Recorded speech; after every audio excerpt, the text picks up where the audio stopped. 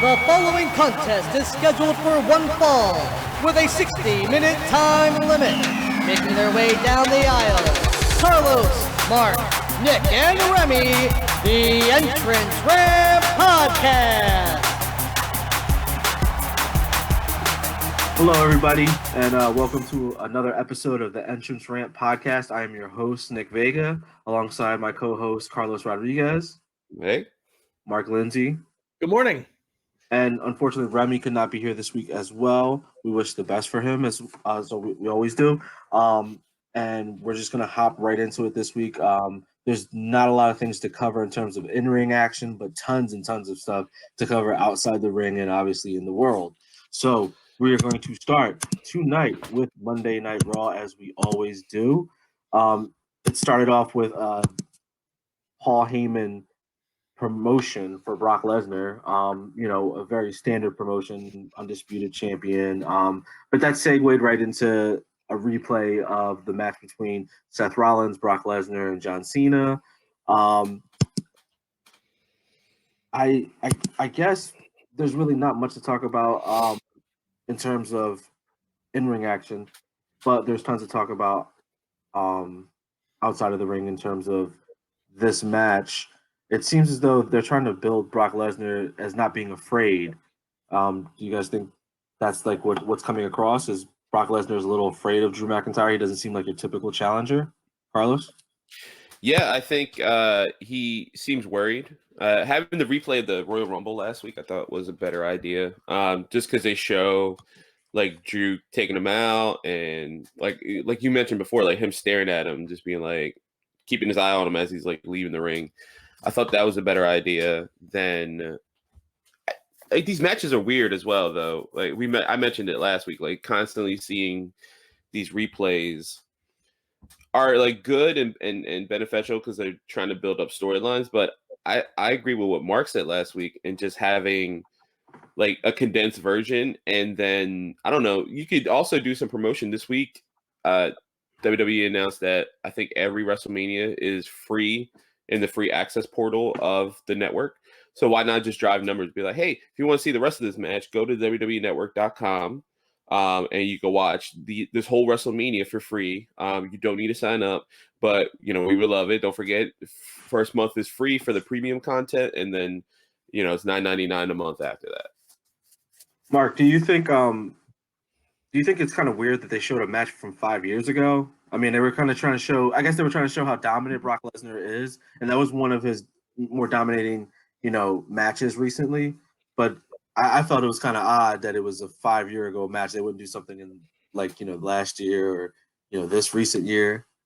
It's kind of like our show, and that is that this whole virus has kind of made everybody jump to see what's going to stick to the wall. They're throwing everything. They're going to see what sticks. And, I had no problem. It was a great match. I loved, and I think that was in Philly, right? That match. Yes, if I'm not mistaken. I had no problem with that.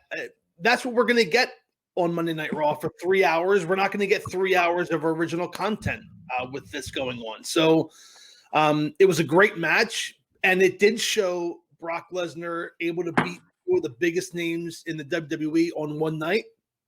Mm-hmm. On the same token, we know how that ended. We know how that WrestleMania ended, and that was with Seth Rollins winning the title from Brock Lesnar and interjecting himself in that match with Roman Reigns. So it was kind of odd, I guess, the choice. But look, man, this whole thing is all over the place. There's no consistency right now. We're everywhere. We're everywhere. They're everywhere. And it didn't really surprise me that they chose that match to feature Brock Lesnar. Yeah, it did surprise me that was the first thing that they did, though, is have a 4-minute, 5-minute promo and then right into that match. But we did get some new stuff, some new developing storylines in terms of The Undertaker versus AJ Styles. They are having what is called a Boneyard match. Don't really know what that's about, but we were talking off air, Carlos, and you had a little inside information on that. You want to go ahead and tell us a little bit about that? Yeah, so according to it was a little breakdown on WrestleInc.com. We had there's like a little transcribed version of AJ was on Mixer I believe yesterday or Thursday, which was after the tapings of the WrestleMania matches, and he mentioned the Boneyard match is basically a graveyard match or cemetery match. It's just WWE is skewing that term at this moment just because of the global pandemic that's going on, and a lot of people are unfortunately dying. So they don't want to kind of have the match sound like what's going on in the world. So they're just calling it a boneyard match, basically. There is a referee that will be there, I guess, to count a fall of some sort. And then he mentioned it was like pretty trippy, but I wonder if we have Jeremy Borash, with WWE. I wonder if it's going to be similar to like the Ultimate Deletions or anything like that. Not too crazy because that's kind of like a Matt Hardy thing, but like the cinematic feel to them, especially because Borash was really good at that and Impact, and now in WWE when he did that with Hardy a couple times.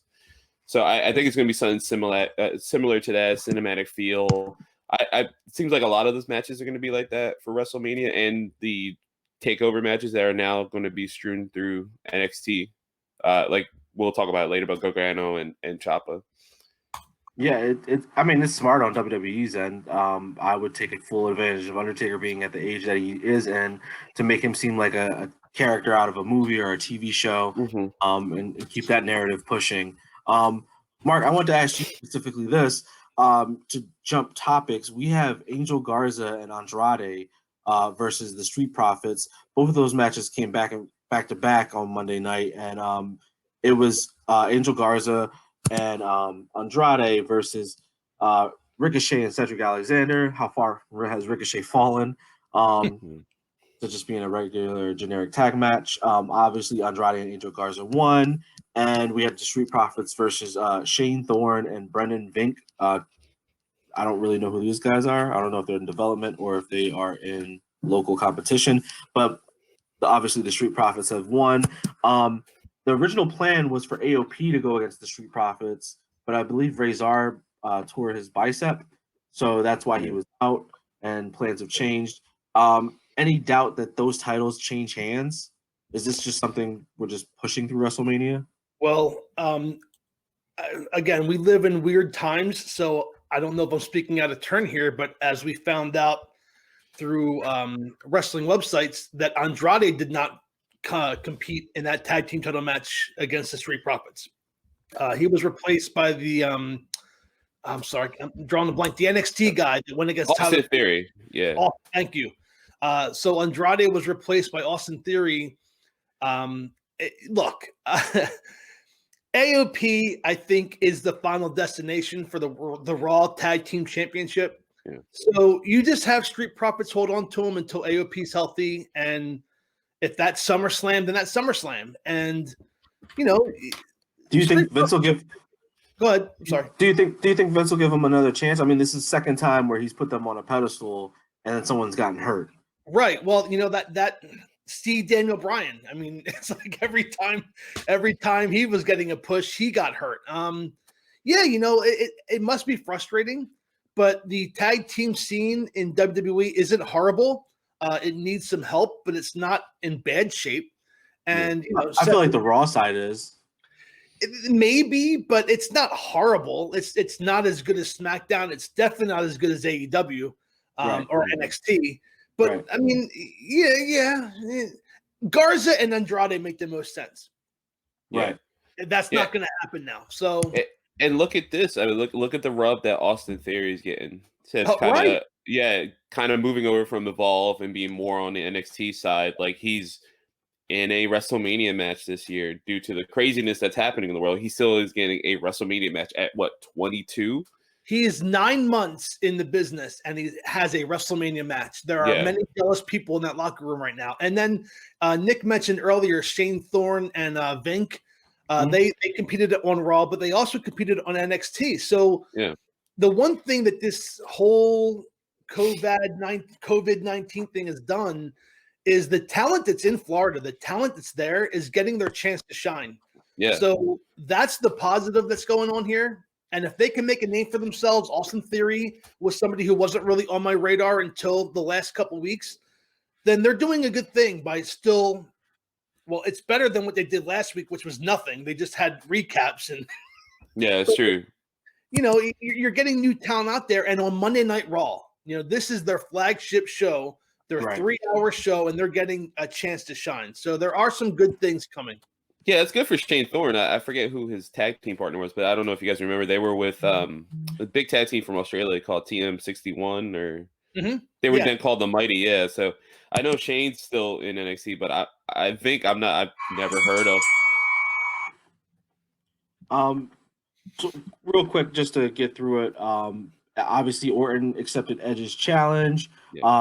Do we feel like that's the most important match on the card in terms of storyline? Yes.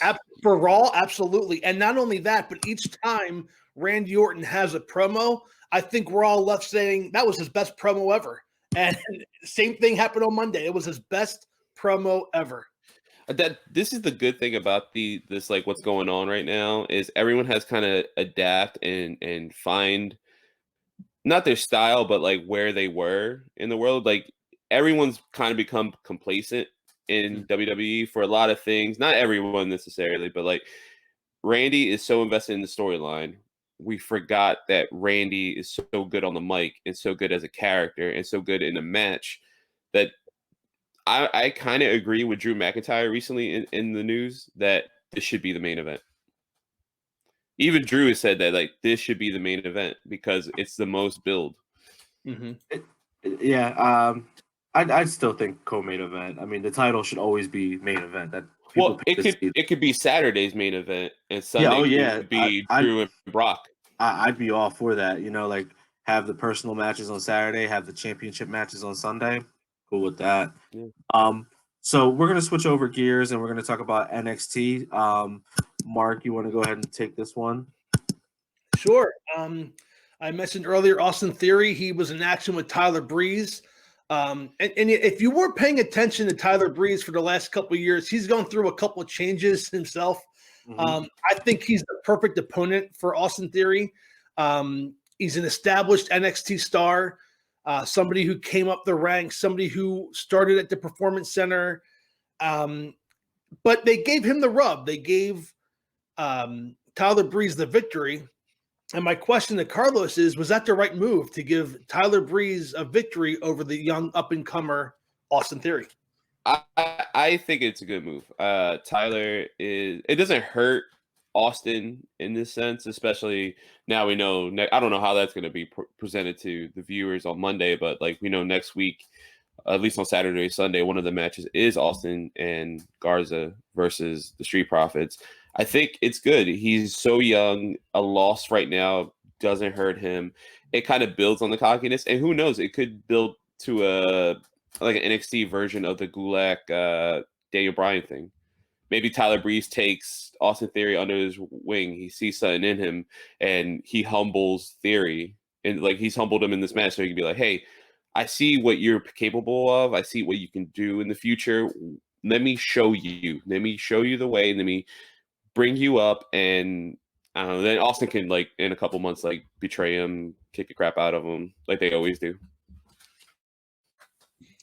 Well, we also had the women in action. Candice LeRae inserted herself into the number one contenders ladder match, who will face the winner of Charlotte Flair and Rhea Ripley. Does Candice LeRae finally win the big one? Nick, what do you think about that?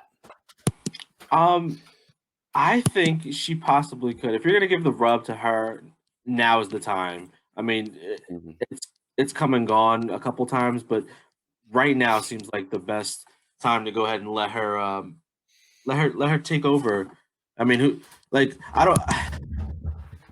obviously I don't see her winning like the NXT title or anything like that, but getting in the title hunt, being important, being a number one contender, yeah, definitely. Yeah, I would give it to either her or Io Shirai. Now, like I she would won love as well. Io Shirai. Yeah, because I think her and Rhea Ripley, if Rhea were to win next week, that would be a good program to keep going with. Actually, she can work with anybody, and she kind of. It's weird. So the NXT women's division is probably the strongest women's division in any of the companies that we cover on the show. I think it's hard because I want Candice to get a spotlight that she deserves because she's amazing. But then you also have Io Shirai. You also have like Dakota Kai. You have these Tegan Nox. You have all these people who are just as deserving and just as good as well. And it's such a crowded field. But I also don't want some of them to go to Raw or SmackDown. I think it would just muddy the waters. Maybe SmackDown because they kind of need a little more talent infused. You know what would change all this? What would really change the game? There were women tag team wrestling belts. That would change the game so much. What is there? I don't know. I haven't seen them in so long. I have no idea, but that would give a lot of women opportunities that they deserve. You know, if it was defended on each and every show, it would be awesome. There would be so much more content. So now idea there, Nick. Yeah. So moving on to NXT, one of my favorite wrestlers currently across any brand is Keith Lee. And he had a nice promo in the ring. And again, one of the things I love about NXT is that they make sense. They don't insult your intelligence. Last week, Keith Lee took out Dijakovic with a power bomb because he thought he attacked him from behind when in fact it was Damian Priest with a nightstick that attacked Keith Lee from behind. And Keith Lee went in the ring and said, I owe Dijakovic an apology because I thought it was him who hit me. I watched the replay. You know, these are the things that wrestling never really went through. About, yeah. You know, yes, this is being taped. Yes, you can go back and watch what happened. And Dijakovic came out and said, look, I respect you too much to attack you from behind. And just when we thought they were going to have a great face-to-face, Damian Priest comes out. Now, Nick, I asked you, I think last week, is Damian Priest the wild card here? I'm going to rephrase that question and ask you, Nick, if Damian Priest is going to win the North American Championship because Dijakovic and Keith Lee are so focused on each other. Yes and no. Yes and no, because one or two things has to happen. Yes, if they decide Keith Lee needs to go forward into the main roster, or no, if they choose he stays. Like that's just pretty much where I'm at. If they say he's staying in NXT, Keith Lee's keeping that belt for a little while longer. Especially because, you know, I feel like the Undisputed Era is never going away from NXT. I feel like Triple H is like, you can have everyone else, but this person's mine. Like, you took Asuka from me, and I really wanted to keep Asuka, and look what you did. Look how you messed up. But with those tag team championships, I think. Yeah. Oh yeah, that's right. Those things exist. Warriors. Yeah, but that's how I feel. If Keith Lee stays, no. If he decides to go, yes. Because I mean, I feel like if Keith Lee leaves, Dijakovic's going to follow. So that just leaves, you know, the spots wide open for other people to step in. Carlos, what do you think? I think it's gonna. This is one of those instances where you mentioned, like, is he going to run away because they're too focused on each other? And a lot of times these storylines are not played out well, or the third wrestler is somebody we don't want. I like this. I would like to see that. I would like to see Damian Priest run away with it.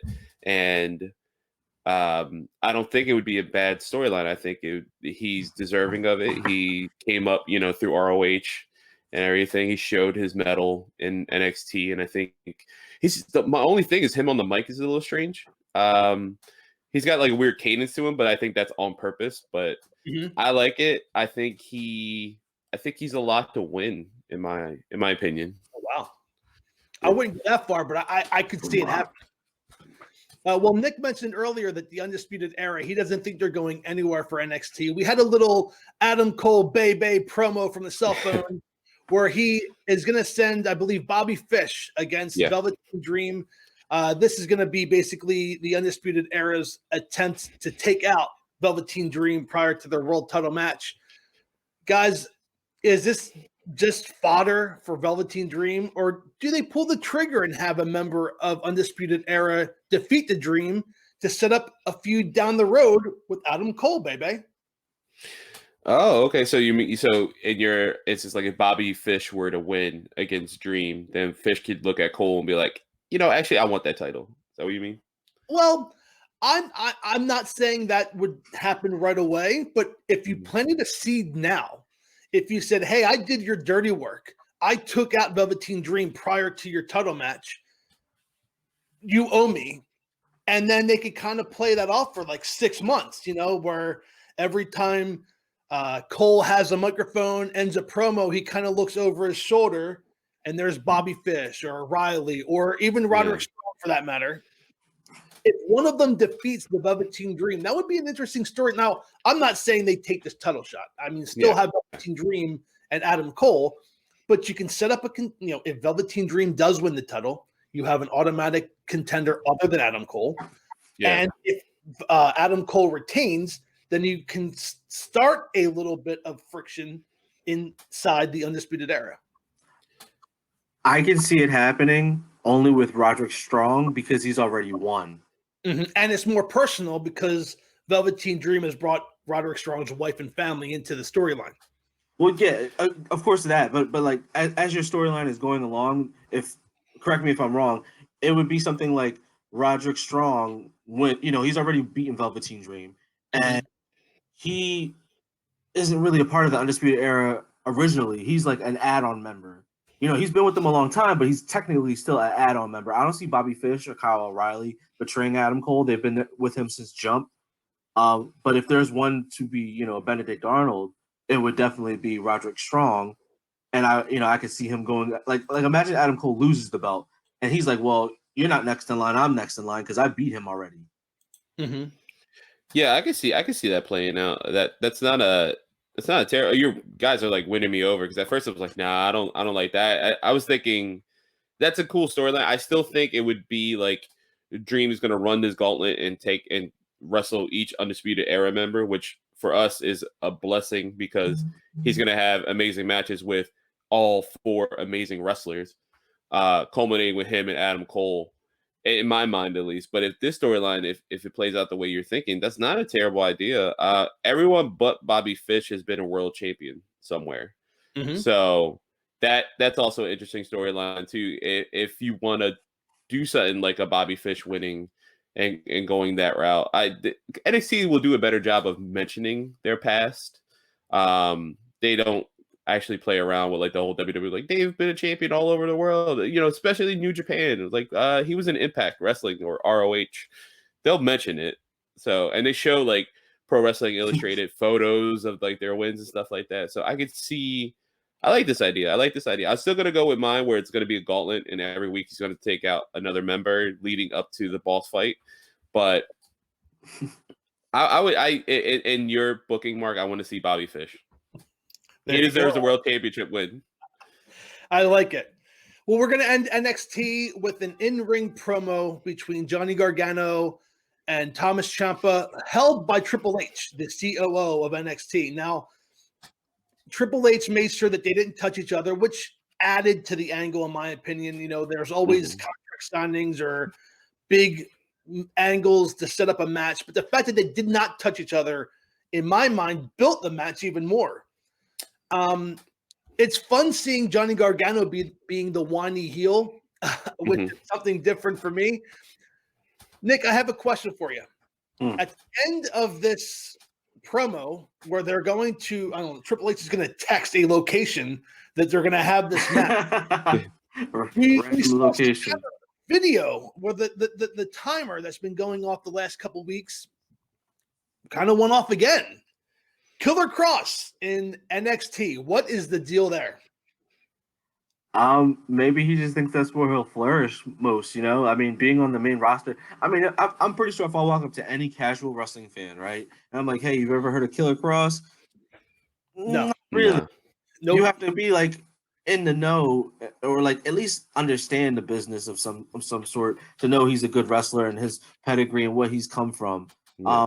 So it's good for him to be down there because then you're like, oh, okay. Same thing happened with Adam Cole. Everybody knew the Bebe thing, but like they're like, who is this guy really?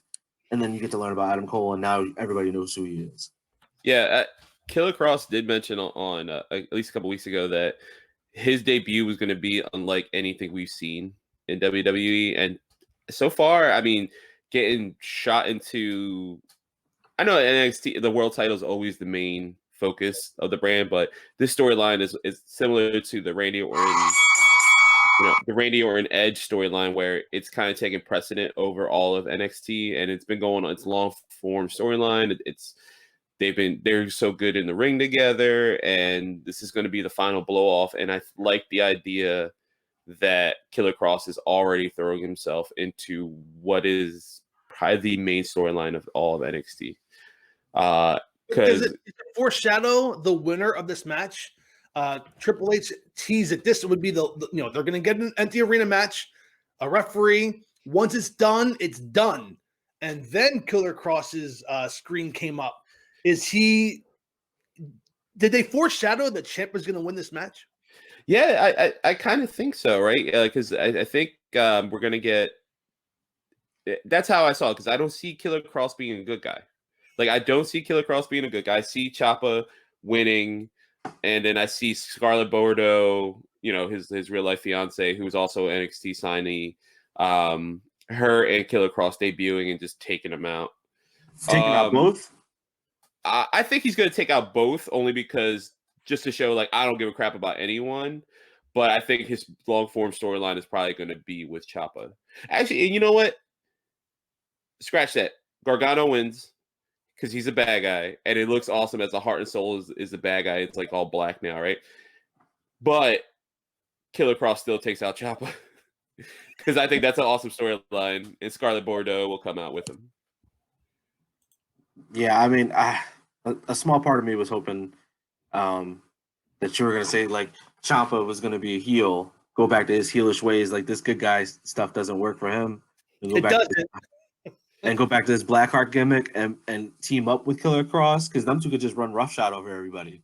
Oh my god, that would what would you Killer Psychopath? Because this whole time, what has Johnny Gargano really been saying? He's been saying, you guys have been cheering this dude. Have you not forgotten what he's done? I mean, in the end, is Johnny Gargano really the bad guy? Exactly. No. He mentioned it. Like he spit on my wedding ring. He's done all this other stuff. Yeah. Yeah, like he's just sick and tired of it. I feel like that's my prediction, is that Blackheart comes back, he teams with Killer Cross, and they both take out Johnny Gargano. So like fools. That's what it comes down to. Do you think they could pull a double turn that early into like Gargano technically being this bad guy? Because he hasn't done anything heelish toward anybody else. But that's what I'm saying though. Like that's why there wouldn't be a double turn. Gargano's a face, but we just don't know it because he's being a dick about it. Yeah. Okay. I like this. I like this a lot. I like that. And then again, I'm assuming the tag team name is Psycho Killers.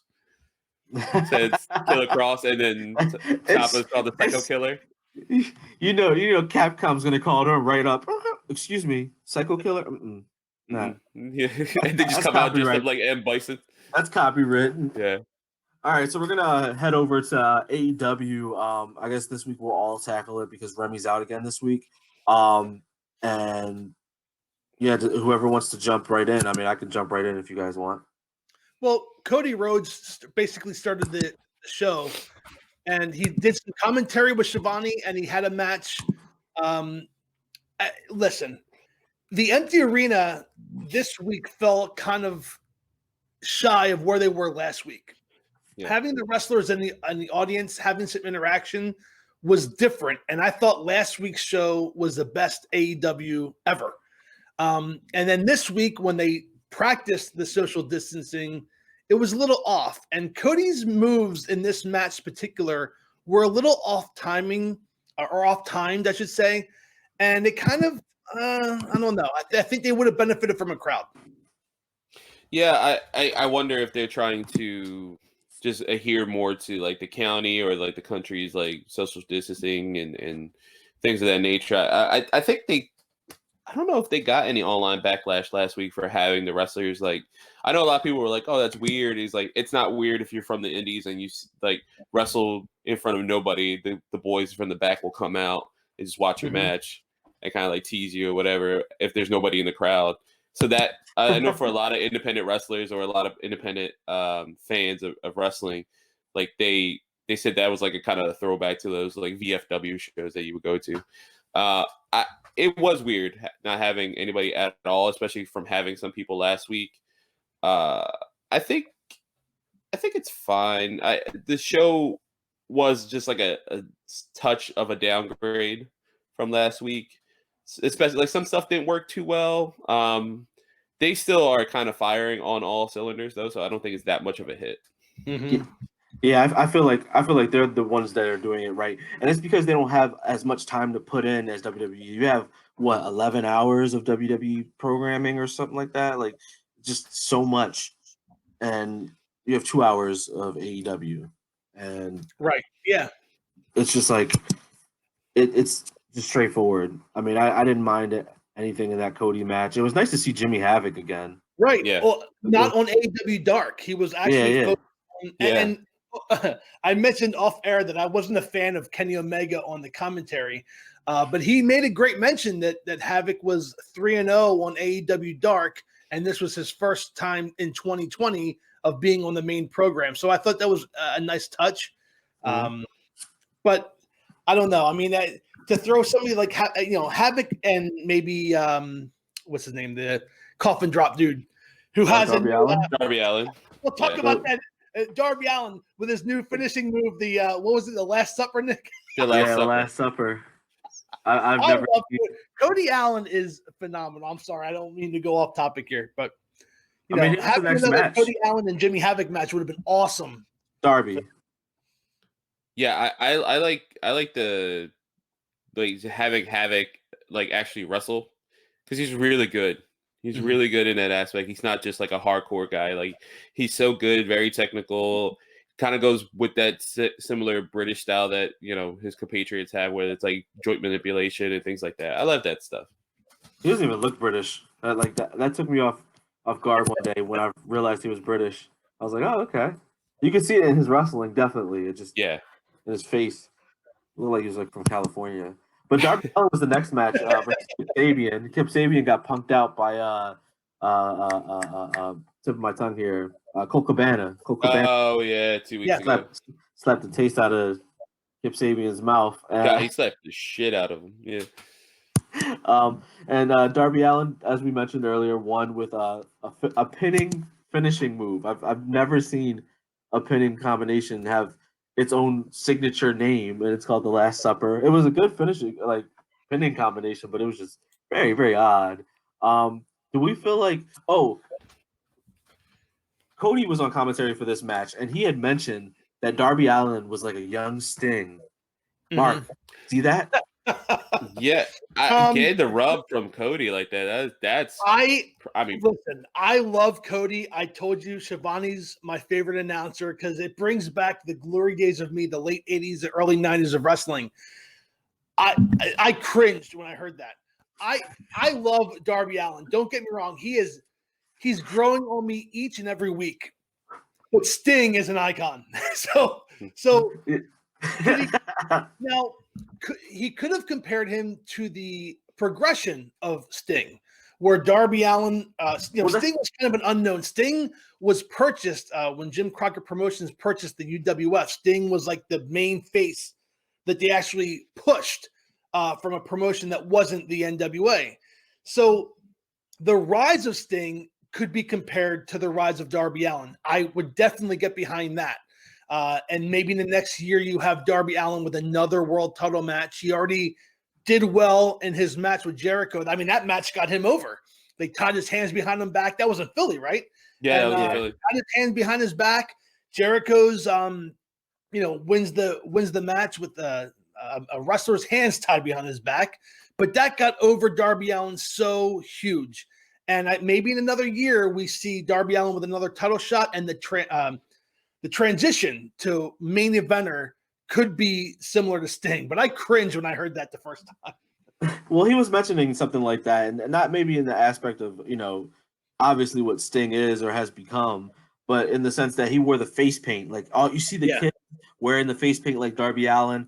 I think that was the correlation. He was. I'm pretty sure he wasn't trying to say Sting was Sting. He better not. Yeah, exactly. I was getting it the way you were mentioning it, Mark. Like how he was like kind of like how his rise is going. I agree with you, Mark. I think that's what Cody meant. I think it just wasn't voiced properly. So the next the next match was Jake Hager. He took out Chico Adams. Anybody know Chico Adams? That's Nah. that's an interesting wrestling name. But he had some nice moves, man. Yeah. Shivy, jive to the left, drive to the right. And then we had QT Marshall versus Brody Lee. Brody Lee exalted one. Was Siobhan who mentioned that he had hair plugs? Commentary yeah. QT Marshall got hair plugs. I couldn't believe it. That had to be Cody because Cody keeps messing with QT. Like they're actually like good friends. Like real quick, the Hager section, is that where Moxley came out? I forget. Yeah. Moxley attacked Hager after the match, and that looks like that's the Hager kind of like he got out of the paradigm shift. Like he wasn't like he no-sold it is basically what he did.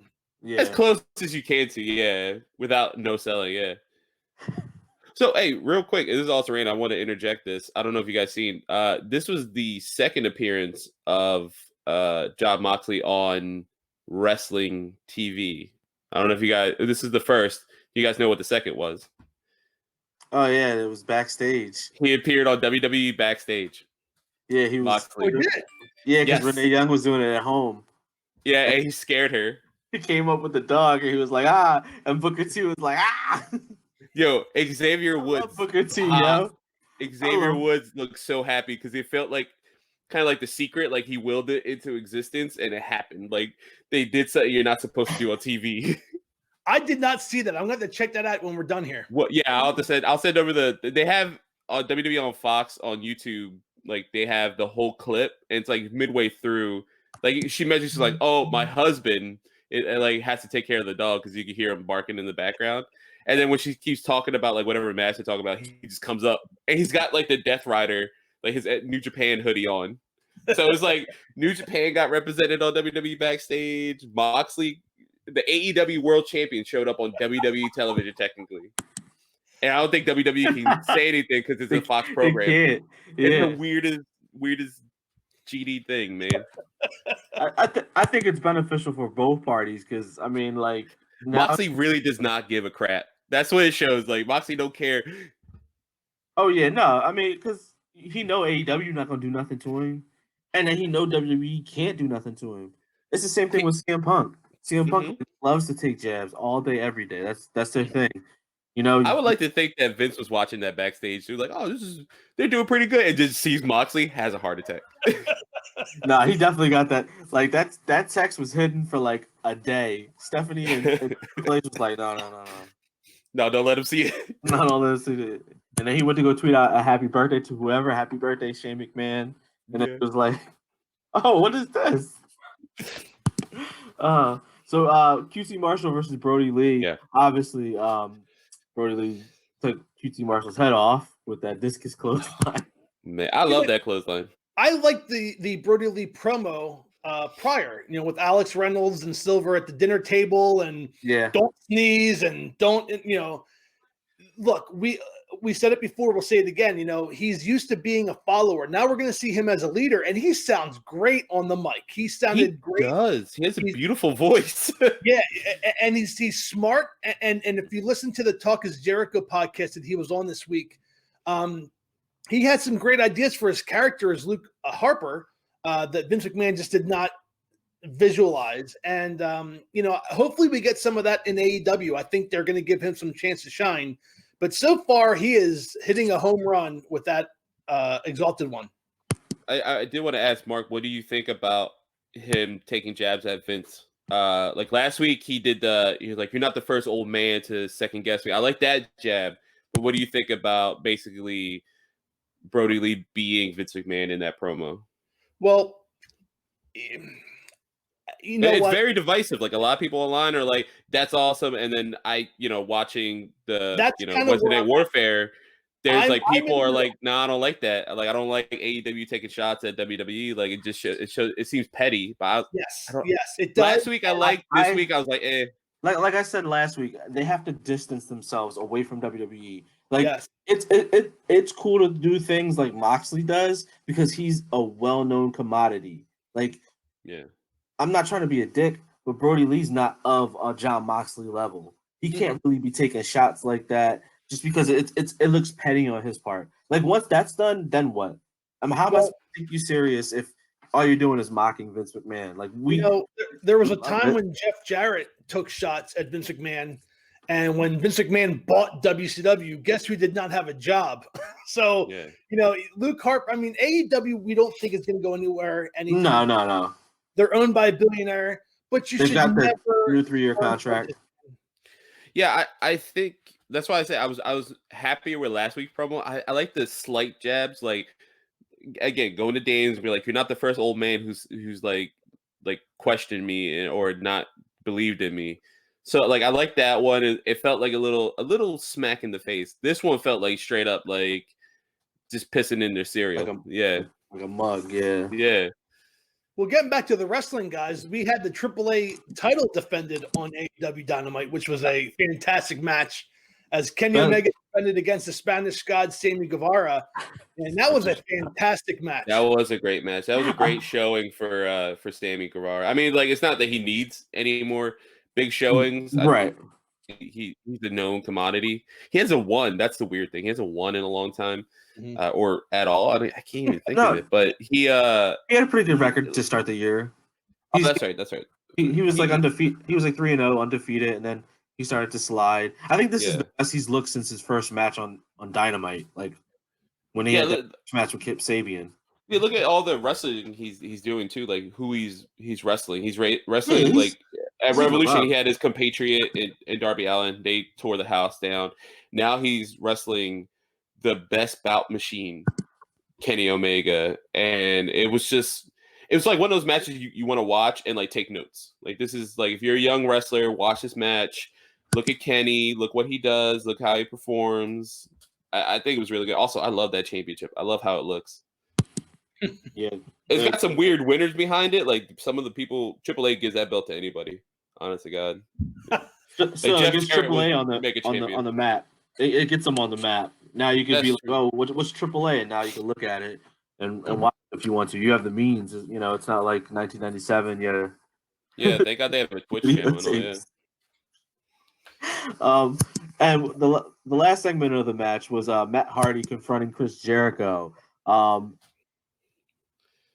do you guys feel about this rivalry? Because they've never really interacted for a long period of time in WWE. They might have tag matches, but no programs or anything like that. Yeah, I can't think of anything like that. It was cool to see Matt Hardy as Broken Matt Hardy is such a special thing in wrestling, and we've seen him on a Raw so many times that like he was just being like pushed down and not given a chance. Like it's nice to see him be able to speak and be his character and do something that's original to him, especially with arguably the greatest of all time, Chris Jericho. Yeah. Well, I just want to make a quick comment that I thought that was a great promo. Mm-hmm. I had to go back and watch it the next day. And those two they were great together. But the line of the night went to Matt Hardy when he called Jericho the whole of the ass. Yes. I love it. I love it. Well, how about Jericho like bad mouthing Vanguard 1? Yes. Hey, guard. Yeah. He's trying to get Vanguard 1 in the inner circle too. Like that's a good thing. Yeah, that's a good thing about AEW. Like they can treat something like Matt Hardy as wacky yet like compelling at the same time. Like they're giving him the Jericho called him out. Damascus is 3,000 years old, and Jericho's like, "So you have a lot of experience, I see." And he's obviously playing off of it too. It was pretty cool to see. Yeah, it's good. I like it. I like that Matt's getting some recognition the way he should. So we're gonna just hop right over to Friday Night SmackDown. We'll let Carlos take over and give us the rundown of this week's episode. Alrighty, so yeah, we have Friday Night SmackDown emanating from the Performance Center again, as every show has been. I did want to mention this during Raw and kind of through AEW. What do you guys think of the camera angles they've been using? Because it started with AEW. They cut first to do this angle. Tony Khan had like a little, not a jab, but like he made a funny gif about it where people were like, "Oh, look at Raw, they have the same angle." What do you think about using these empty arenas and having the camera be toward the entrance? It's great. I love it. Yeah, it was ROH has been doing that pretty much forever. I know that, and they're not like AEW is not the first company to do it, but it looks nice. I like the LED lights and the screens. You're going back to basics with a company that takes pride in their their cameras, their pyro, everything else. They were the first to go HD. It's nice to go back and kind of have a little bit of a retro feel to it. It's been a welcome change so far. Yeah, I loved it. Okay, so we started off the night with Bailey and Sasha opening up, and we had confirmation that Dana Brooke has been taken out. The six-pack challenge is now a fatal 5-way. They didn't mention specifically why she was taken off, just that they didn't even actually mention her at all. I don't think so. They just mentioned it's a fatal 5-way match. We know from like backstage rumors she, I think, is sick, not necessarily with coronavirus, she's not able to compete. But she is quarantined, yes. Yeah, she is quarantined.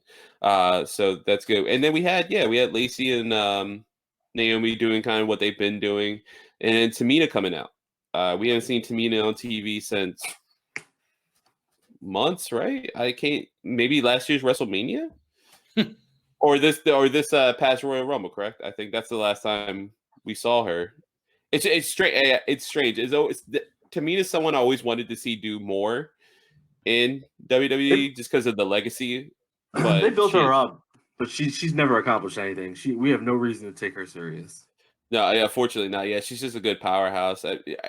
I would say maybe in this it's just not to demean her and her progress. She seems like a good hand.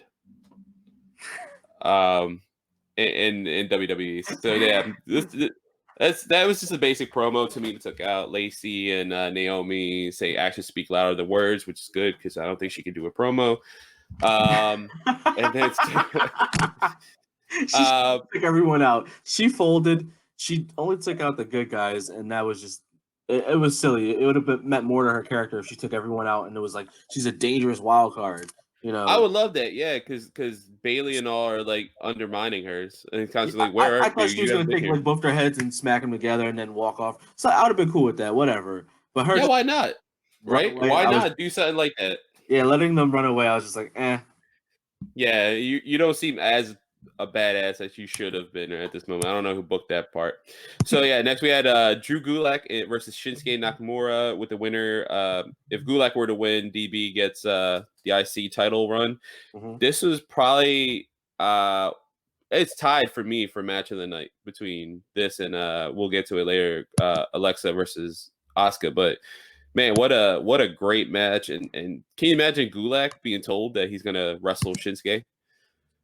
Like, how often do you think Gulak is going to be like, oh man, you think I'll ever get to wrestle Shinsuke Nakamura? It's like, yes, on SmackDown with no fans. I mean, take it as you can. Yeah, absolutely. I love the Bryan and Gulak team. I don't see it lasting very long. I feel like Vince loves flipping things left and right, so they'll just they'll have him be a heel again and betray Daniel Bryan probably at WrestleMania. Yeah, probably could be. He wants that belt, but yeah. So we had Gulak win. So Daniel Bryan is gonna wrestle Sami Zayn at WrestleMania 36. That is still going on, unlike some of the matches that we'll talk about later. All right, and then so we had some just backstage segments or some just regular wrestling things. We had Ziggler Otis storyline, just that kind of built out more. Ziggler challenge Otis to a match at WrestleMania. Again, this is how weird WrestleMania is. We're having Dolph Ziggler versus Otis, two people who are in tag teams, not in a tag team match, and not for a title. Just for the love of Mandy Rose, I'm assuming. Why, right? Like, you know why? Why for Ziggler, also for Otis? I know why. Because Vince wanted Mandy Rose at WrestleMania. Some way, shape, or form. And she's not gonna go and have no tag team match. So, well, you have one of those words right. Get rid of some. Get rid of form. Shape. Yeah, shape. Yeah, that's exactly what he wants. All right, and so moving on from this this very kind of lackluster show, we had Elias segment. He debuted a new song, kind of making fun of King Corbin, and then King Corbin attacked him from behind, and it was I think this is one of these segments that kind of showed what they're doing with the pre-tape sections, like the fact that everything's taped right now. They had the opportunity to have Elias get thrown off the balcony, the second floor balcony, and land on his back on the concrete. It was one of the few times I felt like Corbin actually looked like tough, like a very tough dude. But yeah, I like the camera angles in that section of it. It felt very like Lucha Underground because they everything was kind of pre-taped and they had different camera angles and it was more cinematic feel that way. So I like the idea behind that. But moving on, let's talk about my match of the night: Asuka versus Alexa Bliss. We had Nikki Cross on commentary, which Michael Cole did not approve of and was very upset that they. It was a really funny segment. He's like, no, why are you here? No, go away. Get away from me, please. Who approved this? He's like, can I get Hunter on the phone, somebody? So yeah, it was a match of night. If you watch any match from SmackDown, I would say watch Asuka versus Alexa Bliss. It was really good. And then moving on, yeah, we had a replay of WrestleMania 32, Roman versus Triple H. That played as WWE's been doing that lately, replaying old WrestleMania matches or matches that would seem pertinent to what's going on. And then we had right with Roman Reigns being featured. Yeah, it's so weird. Yeah, and so yeah, I guess we could talk about that at the end of the show. But yeah, biggest story: Roman's no longer going to compete at WrestleMania, and they for SmackDown for whatever reason did not mention that. I know it's taped, so I guess there's rumors at least online that there's going to be a big angle in next Friday's go home show that will explain why Roman's not going to be there, which I don't know. I don't know if we need a storyline in WWE explaining. You could just be like he's immunocompromised. He's going to get squashed by something. I guess Braun Strowman, because Braun is, unless you want to make him heel, Braun is the one who was rumored that the match went place with Goldberg and Braun. Squash. Braun is going to better be. Braun better squash Goldberg. I'm saying this is the time to make him champion. That's what's going to happen next week. Roman Reigns is going to get squashed by something because how Strowman's going to yeah, how Harper tried to take out Roman before. But then must say Braun's like, you know what, that's a good idea. I'm going to do it. Yeah, actually, Braun tried to do that before. Actually, he did do that to him. Maybe Roman's tarantula will get him. I don't know. Oh my, yeah. He just calls up Harper like, hey, I know we were in the Wyatt family. Can I borrow your friend? Like, is he not injured? Did Drew kill him? I don't know, man. Yeah, so it was just weird watching a match, knowing and then having Triple H build up the match when we as fans and general public, it's on ESPN, it's on Bleacher Report, knowing that Roman has backed out, just due to so many things. It seems like the final nail in the coffin for him was Miz was sick when he showed up, and him just being in the performance, not necessarily Corona related. He just happens to have a cold or something, and with everything going on, Roman just didn't feel comfortable. The Usos were pissed. I don't know if you guys heard that. The Usos were very angry that Miz was sick. I don't know necessarily with Miz, but I think just with WWE in general, that they were like, nah, I can't. That was like the final nail in the coffin for Roman, which is smart. And he's the biggest person in WWE, and it's cool to see that he's actually gives a crap about his health. All right, and then so we have Firefly Funhouse segment. It was an awesome segment as always. And then we had Bray challenge Cena. Pardon me. He challenged Cena to a Firefly Funhouse match. So that'll be a fun pre-taped, I guess, ultimate deletion type match as well. And then it just ended with New Day versus the Usos. Winner got a title shot, and again, that doesn't matter either because Cole announces at the end after the DQ finish that Miz and Morrison have to defend their titles against Usos and New Day, and that is incorrect. It's incorrect. It's not happening. So. You can see my lag. Like I'm like trailing off, like talking about SmackDown because there's nothing, like it's nothing of note. It's really weird. This could have been like a 1 hour show. Have Gulak and Shinsuke and Alexa and Asuka, and then just talk like do 10-minute segments with like building up everything else. So have the Firefly Funhouse segment, but everything else could have been, hey, they're gonna have a triple threat match. Hey, they're not having a triple threat match. I don't know. Or they could have just had a match, hey, Bailey, Sasha Banks, get dressed. You're going to face Lacey Evans and yeah, something like that. Yeah, I don't know why. You got 20 minutes to wrestle. Wrestle your hearts out. Like, it would have just been much better. Yeah, so I don't know. So I think just recapping it, I think that was enough. I think we could just kind of anything we could talk about for SmackDown. Any like closing thoughts I had was kind of goes into WrestleMania. So I think we could just talk about that. You could go right ahead. We got 5 minutes left. Yeah, so we're just going right at it. So we have Roman is not going to compete at WrestleMania. Nope. That was one of the biggest storylines going into WrestleMania 36. I think it's smart. I think he should take care of himself and his health. He battled leukemia. Yeah, he is immunosuppressed. Yeah. And he should not be punished for that either. If he does, AEW better be calling up because oh hell yeah. Can you imagine? Bruh. He's petty like that. So I don't think he would. I think Vince has to understand. I think Roman's the only person who could get away with this. Like if it was Moxley as Dean Ambrose, he'd have got punished. But maybe even Seth too. Yeah, Seth will. Yeah. Roman's part of a lineage. There's no way Vince will ever let him go to AEW. He goes to AEW. The second he comes out, he's a hero. He's made forever. Yeah. He'll be cheered. Cheered. Would you equate that to like Hulk Hogan going to WCW? I'd equate that initially to NWO. Like no, it's huge. It would be huge. Yeah. It'd be like such a coup for them, and they would be able to flex their muscles. Yeah, this is the only thing that worries me. The only thing I worry is like a Dana Brooke or someone. I feel like they're gonna oddly get punished, but Roman has been the golden child for so long, and that's not necessarily a bad thing to Roman. I'm saying like he's the one who fostered that. I think Vince is the one who's like you're the guy. So much so that like it showed with like it's not like he's shit. No, he's he can go. Good. Yeah, he can go. It's not a bad thing. I think. I just don't. If it was any member of the Shield, if all three were to back out, if they were still in WWE, like Moxley was still in WWE as Dean Ambrose, and all three of them backed out because of this, Dean would have been the one who got. He's definitely the redheaded stepchild in that group. Definitely.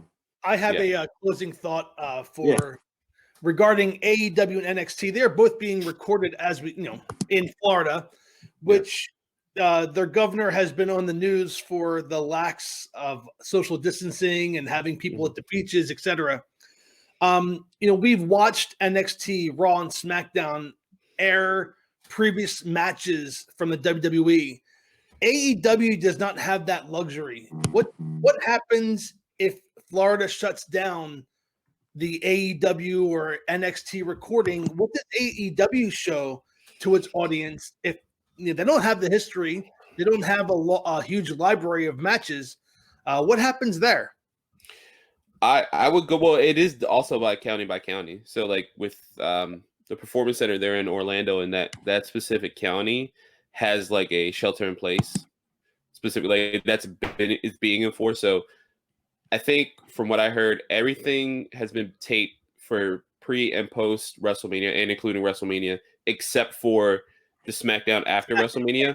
That Friday is the filming for NXT, SmackDown, and I believe Raw for the coming weeks after, because that's when the shelter in place. That Thursday is when shelter in place is over in that county, and then WWE will be able to film as much as they can for a couple of weeks, just in case anything happens. In that sense, if Jacksonville, where the Daily Center, is being recorded, if that were to have that same shelter in place, I would suggest just show the pay-per-views. I know, I mean, if you have BR Live and Nick, I know you've bought them and we've watched them at your place. Like you own them now, you can watch them any time now that you've bought them. But why not why not show Double or Nothing? Just go down the line. Show Double or Nothing. Show All In too, right? Or, yeah, No, it's whatever. important. Oh, sorry. Oh, I don't know if they can show All In, but why not show like Double or Nothing? Show something else. Maybe Kenny can work a deal with the DDT Pro. Maybe he could show some matches from there. I mean, he is like kind of representative over there with them. Maybe he can work something out. Like, hey, let me show you like my matches I've been having with Riho in Japan. But I think pay-per-views would be the smartest ideas. 2 hours, maybe take a match or two out and have like a truncated version of like Revolution. I think they should do something along the lines of Being the Elite. That's what I was thinking. Like backstage, like, you know, and not for 2 hours, but maybe, 45 minutes backstage where and you can continue storylines and have people come through and walk through, kind of just set a camera down.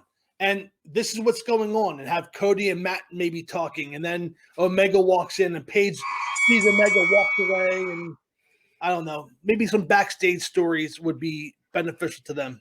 That's what I was thinking. I was thinking instead of just like kind of having a hand in hand with YouTube in the sense of Being the Elite, have those little be the segments, and then you could stick in replays of your top matches in AEW so far. I mean, you have enough where you could put like the best matches. I mean, that tag team match itself, if you put that on ridiculous regular TV, I'd watch that again. Yeah, absolutely.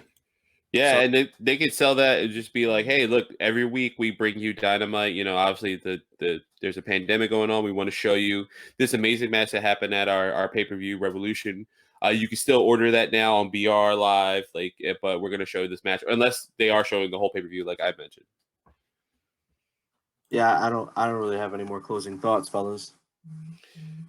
Yeah, I can't think of anything else other than everyone kind of be safe, and we'll see how this week are the go home shows for Raw and SmackDown. I wonder how they'll address the Andrade, Roman, Miz storylines, because all of them have backed out. Yeah, there's a lot. Next week is WrestleMania, so that we have that to look forward to. Yeah. Yeah. Let's see how the first 2 night pre-taped. When's the last time, Mark? When's the last time WrestleMania came not live? WrestleMania 2? Yeah, I think WrestleMania 2 and then SummerSlam 92, they were over in England, so that would, but WrestleMania, yeah, probably WrestleMania 2. Yeah. It's crazy. Yeah, so we're on 36, so that's 34, almost like 34, 33 WrestleManias that have been live. Trying to show your age, Mark. Sorry? He's trying to show you age. He's a historian, sir. He said WrestleMania 2. Remember that? I do remember that very much. And Paul Lewis fought Don Morocco to a double countout on the opening match. I mean, come on, man. How do you not know that? I did recently watch it. It's dumb. Guys, next week is WrestleMania. I'm sure we will, have a predictions, whole rumors and stories and predictions. But until then, for Nick and Carlos, I am Mark. For Remy, who will hopefully join us next week, I'm Mark Lindsay. We thank you for watching and take care of yourself. We'll see you next time on the Entrance Ramp. Goodbye, everybody. Bye. Thank you for listening to the Entrance Ramp Podcast. Please like us on Facebook at the Entrance Ramp Podcast. Follow us on Twitter at the Entrance Ramp Pod, and subscribe to us on YouTube by searching for the Entrance Ramp Podcast. We'll see you next time.